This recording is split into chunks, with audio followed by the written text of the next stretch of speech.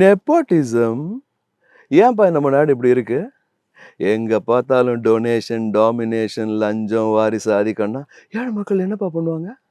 கஷ்டப்பட்டு first rank வாங்குறவன் என்ன பண்ணுவான்?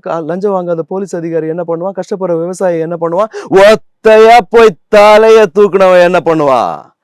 மெரிட் மெரிட்ல வந்தவன்பா. எனக்கு கொஞ்சம் மரியாதை கொடுங்கப்பா. 10 பேரு.